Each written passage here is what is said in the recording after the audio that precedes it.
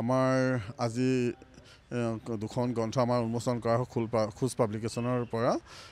Writer এগৰাকীয়ে আপোনাৰ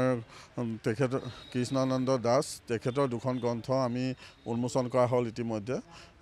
আপোনাৰ এখন হ'ল ৰামধেনু যুগৰ গল্প সমগ্ৰ আৰু এখন ধুকলিত পৰাশৰ ৰং। মই নিজে সৌভাগ্যৱান যে এইগৰাকী ব্যক্তি কৃষ্ণানন্দ দাস ৰামধেনু যুগৰ এগৰাকী বিশিষ্ট গল্পকাৰ আৰু তেখেত যেতিয়া দৰঙত কাম কৰিছিলে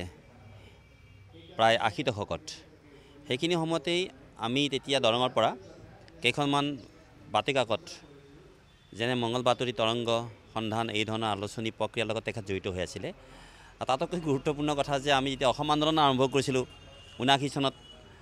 সেই ৭৯ চন ৮০ চন সেই গোটেইখিনি প্ৰক্ৰিয়াৰ লগত তেখেত আমাৰ সৈতে অংগাংগী আছিলে আৰু সেইবাবে আজি তেখেতৰ বহু বছৰৰ মূৰত তেখেতক লগ পালোঁ আৰু তেখেতৰ দুখন অমূল্য গ্ৰন্থ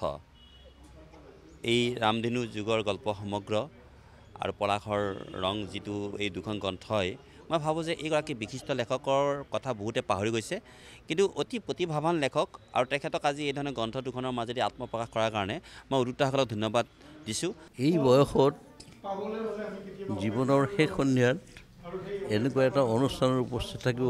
পাৰি কেনেকুৱা মানে অনুভৱ হৈছে সেইটো মানে ভাষাৰে প্ৰকাশ কৰিব নোৱাৰি আৰু তাৰ কাৰণে খোজ পাব্লিকেশ্যনৰ মই ধন্যবাদ দিব খোজোঁ। তেওঁলোকৰ প্ৰচেষ্টাতে আজি আহি পেলাই এইখিনি মানে কিতাপ দুখনকেও পাব্লিছ হ'ল আৰু প্ৰকাশ হ'ল আৰু মই ভাবোঁ ৰাইজে সেই সময়ৰ পৰিস্থিতিৰ বিষয়ে জানিবলৈ বা জীৱনৰ বিষয়ে সম্যক জ্ঞান লাভ কৰিবলৈ সক্ষম হ'ব এই কিতাপৰ জৰিয়তে।